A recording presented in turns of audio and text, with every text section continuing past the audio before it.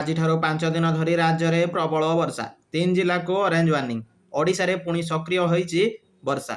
7 ଦିନ ଧରି ରାଜ୍ୟରେ ବ୍ୟାପକ ବର୍ଷା ସହ ବଜ୍ରପାତ, ଘଡ଼ଘଡ଼ି ଏବଂ ଦମକା ପବନର ସମ୍ଭାବନା ଥିବାବେଳେ ଭାରତୀୟ ପାଣିପାଗ ବିଭାଗ IMD ସତର୍କ ସୂଚନା ଜାରି କରିଛି।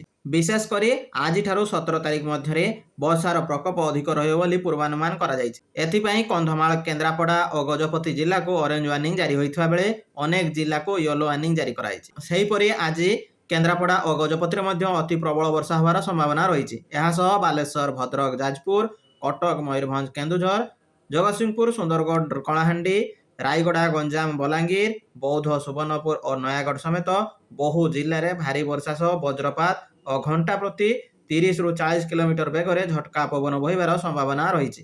ପରବର୍ତ୍ତୀ ଖବର, ସ୍କୁଲ ବହି ବିବାଦରେ କ୍ରାଇମବ୍ରାଞ୍ଚର ଏଣ୍ଟ୍ରି। 15ରେ DEOଙ୍କ ସମୀକ୍ଷା ବୈଠକ। ରାଜ୍ୟର ସ୍କୁଲ ପାଠ୍ୟପୁସ୍ତକରେ ତ୍ରୁଟିକୁ ନେଇ ବଢ଼ୁଥିବା ବିବାଦ ଏବେ କ୍ରାଇମବ୍ରାଞ୍ଚ ହାତକୁ ଯାଇଅଛି। ପ୍ରଥମରୁ ଅଷ୍ଟମ ଶ୍ରେଣୀ ପର୍ଯ୍ୟନ୍ତ ପାଠ୍ୟପୁସ୍ତକ ପ୍ରସ୍ତୁତି, ବିଷୟବସ୍ତୁ ଚୟନ, ଅନୁମୋଦନ, ମୁଦ୍ରଣ ଓ ପ୍ରକାଶନ ପ୍ରକ୍ରିୟାରେ ହୋଇଥିବା କଥିତ ଅନିୟମିତତାର ତଦନ୍ତ ଆରମ୍ଭ କରିଛି କ୍ରାଇମବ୍ରାଞ୍ଚ। ଏହାକୁ ନେଇ ମାମଲା ରୁଜୁ କରାଯାଇଥିବା ବେଳେ ସମଗ୍ର ପ୍ରକ୍ରିୟାର ତନ୍ନ ଯାଞ୍ଚ କରାଯିବ। ତଦନ୍ତକୁ ନିରପେକ୍ଷ ଓ ବ୍ୟାପକ କରିବା ପାଇଁ ଏକ ସ୍ୱତନ୍ତ୍ର ତଦନ୍ତକାରୀ ଟିମ୍ ଗଠନ କରାଯାଇଛି। କେବଳ ପୁସ୍ତକର ବିଷୟବସ୍ତୁ ନୁହେଁ, କେଉଁ ଆଧାରରେ ବିଷୟ ଚୟନ କରାଗଲା, କିଏ ଅନୁମୋଦନ ଦେଲେ, କେମିତି ମୁଦ୍ରଣ ହେଲା ଏବଂ ବଣ୍ଟନ ପର୍ଯ୍ୟନ୍ତ ସମଗ୍ର ପ୍ରକ୍ରିୟାକୁ ଯାଞ୍ଚ ପରିସରଭୁକ୍ତ କରାଯିବ। ଏପଟେ ଶିକ୍ଷା ବିଭାଗର ମଧ୍ୟ ଘଟଣାକୁ ଗୁରୁତ୍ୱର ସହ ନେଇଛି। ଆସନ୍ତା 15 ତାରିଖରେ ସମସ୍ତ ଜିଲ୍ଲା ଶିକ୍ଷାଧିକାରୀଙ୍କ ସହ ଏକ ସମୀକ୍ଷା ବୈଠକ ହେବ। ପରବର୍ତ୍ତୀ ଖବର, ପୁରୀରେ ମୁତୟନ ହେବେ 500 ଲାଇଫଗାର୍ଡ। ରଥଯାତ୍ରା ପାଇଁ ଚୂଡ଼ାନ୍ତ ପ୍ରସ୍ତୁତି। ରଥଯାତ୍ରା ପାଇଁ ଅଗ୍ନିଶମ ଓ ଜରୁରୀକାଳୀନ ବିଭାଗର ପ୍ରସ୍ତୁତି ଚୂଡ଼ାନ୍ତ ପର୍ଯ୍ୟାୟରେ ପହଞ୍ଚି ସାରିଛି। ଅନ୍ୟ ବର୍ଷ ଅପେକ୍ଷା ଚଳିତ ବର୍ଷ ବ୍ୟବସ୍ଥାକୁ ଅଧିକ ସୁଦୃଢ଼ କରାଯାଉଛି। ଆହୁରି ସୁଦୃଢ଼ କରାଯାଉଛି। ପୁରୀ ଟାଉନ ହଲ୍ଠାରେ ଅଗ୍ନିଶମ ବିଭାଗ DG ସୁଧାଂଶୁ ଶେଖର ଷଡ଼ଙ୍ଗୀଙ୍କ ଅଧ୍ୟକ୍ଷତାରେ ଅନୁଷ୍ଠିତ ଗୁରୁତ୍ୱପୂର୍ଣ୍ଣ ବୈଠକରେ ସମସ୍ତ ଅଧିକାରୀ ଓ କର୍ମଚାରୀଙ୍କୁ 7 ସୂତ୍ରୀ ମନ୍ତ୍ର ପ୍ରଦାନ କରାଯାଇଛି। ଗରମ ଗୁଳୁଗୁଳି ସମୟରେ ଜଳ ସିଞ୍ଚନ ବ୍ୟବସ୍ଥା କରାଯିବ। ଅଧିକ ବର୍ଷା ହେଲେ ବର୍ଷା ଜଳ ନିଷ୍କାସନକୁ ଗୁରୁତ୍ୱ ଦିଆଯିବ। ଉଚ୍ଚ କ୍ଷମତା ସମ୍ପନ୍ନ ମୋଟର ପମ୍ପ ଲଗାଯାଇ ବର୍ଷା ଜଳ ନିଷ୍କାସନ କରାଯିବ। ସମୁଦ୍ର କୂଳରେ ପର୍ଯ୍ୟଟକଙ୍କ ସୁରକ୍ଷା ବ୍ୟବସ୍ଥାକୁ ମଧ୍ୟ ବିଶେଷ ପ୍ରାଧାନ୍ୟ ଦିଆଯାଉଛି। 500 ଲାଇଫଗାର୍ଡ ସମୁଦ୍ର କୂଳରେ ନିଯୁକ୍ତ ହେବେ। ଅନ୍ୟାନ୍ୟ ଦୁର୍ଘଟଣା ପାଇଁ ଯାନ, ଯନ୍ତ୍ରପାତି, ଲୋକ, ଡଗ୍ ସ୍କ୍ୱାଡ୍ ବ୍ୟବସ୍ଥା ମଧ୍ୟ କରାଯାଉଛି। ମୁଖ୍ୟମନ୍ତ୍ରୀଙ୍କ ନିର୍ଦ୍ଦେଶ କ୍ରମେ ସମର୍ପଣ ମନୋଭାବ ରଖି ସମସ୍ତ କାର୍ଯ୍ୟ କରିବା ପାଇଁ ପରାମର୍ଶ ଦେଇଛନ୍ତି ଅଗ୍ନିଶମ DG।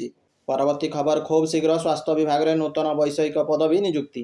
ଖୁବ୍ ଶୀଘ୍ର ସ୍ୱାସ୍ଥ୍ୟ ଓ ପରିବାର କଲ୍ୟାଣ ବିଭାଗ ଅଧୀନରେ ବୈଷୟିକ ପଦବୀ ନିଯୁକ୍ତି ଦିଆଯିବ।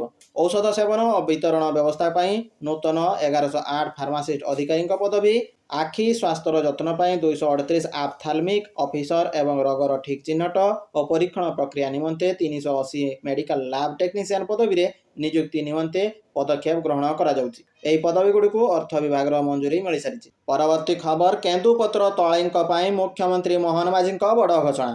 ରାଜ୍ୟର କେନ୍ଦୁପତ୍ର ତଳାଳୀ, ବନ୍ଧାଳୀ ଓ ସିଜନାଲ ଷ୍ଟାଫଙ୍କ ପାଇଁ ରାଜ୍ୟ ସରକାର ବଡ଼ ଘୋଷଣା କରିଛନ୍ତି। ଏହି ବର୍ଗର କର୍ମଜୀବୀଙ୍କୁ ବୋନସ ଓ ପ୍ରୋତ୍ସାହନ ରାଶି ପ୍ରଦାନ ପାଇଁ ମୁଖ୍ୟମନ୍ତ୍ରୀ ଅନୁମୋଦନ ପ୍ରଦାନ କରିଛନ୍ତି। ନୂତନ ନିଷ୍ପତ୍ତି ଅନୁସାରେ କେନ୍ଦୁପତ୍ରର କ୍ରୟ ମୂଲ୍ୟରେ ମଧ୍ୟ ବୃଦ୍ଧି କରାଯାଇଛି। କେରି ପିଛା 10 ପଇସା ଏବଂ ଫାଳ ପିଛା 20 ପଇସା ବୃଦ୍ଧି କରାଯାଇଥିବା ବେଳେ ଏଥିପାଇଁ ରାଜ୍ୟ ସରକାର 10 କୋଟିରୁ ଉର୍ଦ୍ଧ୍ୱ ଟଙ୍କା ବ୍ୟୟ କରିବେ। ଏହାଛଡ଼ା କେନ୍ଦୁପତ୍ର ତଳାଳୀଙ୍କୁ 25% ବୋନସ ମଧ୍ୟ ପ୍ରଦାନ କରାଯିବ। ସେହିପରି ବନ୍ଧାଳୀ ଓ ସିଜନାଲ ଷ୍ଟାଫଙ୍କ ପାଇଁ 5% ପ୍ରୋତ୍ସାହନ ରାଶି ମଞ୍ଜୁର କରାଯାଇଛି। ପରବର୍ତ୍ତୀ ଖବର, ଜଳଭଣ୍ଡାରରେ ହେବ ଭାସମାନ ସୌର ପ୍ରକଳ୍ପ। 6ଟି ଜଳଭଣ୍ଡାର ଚିହ୍ନଟ, 2ଟିରେ ହେବ। ଜଳଭଣ୍ଡାରର ଜଳପୃଷ୍ଠକୁ ବ୍ୟବହାର କରି ସୌର ଶକ୍ତି ଉତ୍ପାଦନ କରିବାକୁ ରାଜ୍ୟ ସରକାର ପଦକ୍ଷେପ ନେଇଛନ୍ତି। ପ୍ରାଥମିକ ପର୍ଯ୍ୟାୟରେ ଏଥିପାଇଁ 6ଟି ଜଳଭଣ୍ଡାର ଚିହ୍ନଟ କରାଯାଉଛି। ସେଥିରୁ 2ଟି ଉପଯୁକ୍ତ ଜଳଭଣ୍ଡାରକୁ ଚୂଡ଼ାନ୍ତ ପ୍ରକଳ୍ପ ପାଇଁ ଚୟନ କରାଯିବ।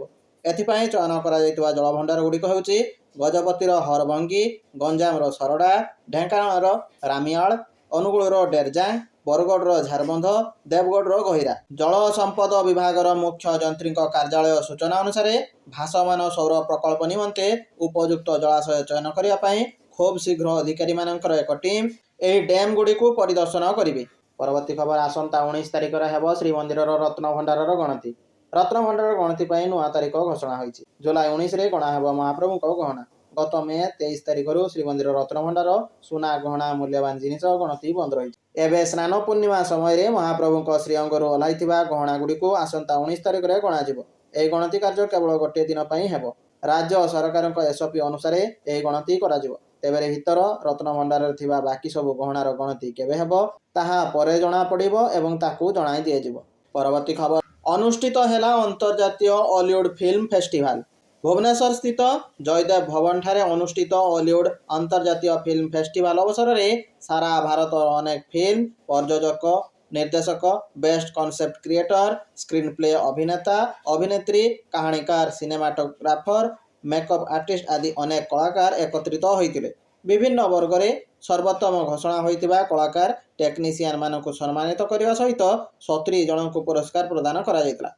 ମୁଖ୍ୟ ଅତିଥି ଭାବରେ ଏକାମ୍ର ବିଧାୟକ ବାବୁ ସିଂ, ସମ୍ମାନିତ ଅତିଥି ଭାବେ ବରିଷ୍ଠ ବିଜେପି ନେତା ଗୋଲକ ପ୍ରସାଦ ମହାପାତ୍ର ପ୍ରମୁଖ ଯୋଗ ଦେଇଥିଲେ। ତେବେ ବିଭିନ୍ନ ଭାଷାରେ ନିର୍ମିତ କ୍ଷୁଦ୍ର ଚଳଚ୍ଚିତ୍ରଗୁଡ଼ିକ ମଧ୍ୟରୁ ଓଡ଼ିଆ ଭାଷାର ସର୍ବୋତ୍ତମ ପରିବେଶ କ୍ଷୁଦ୍ର ଚଳଚ୍ଚିତ୍ର ପୁରସ୍କାର ପାଣିକୁ ମିଳିଥିଲା।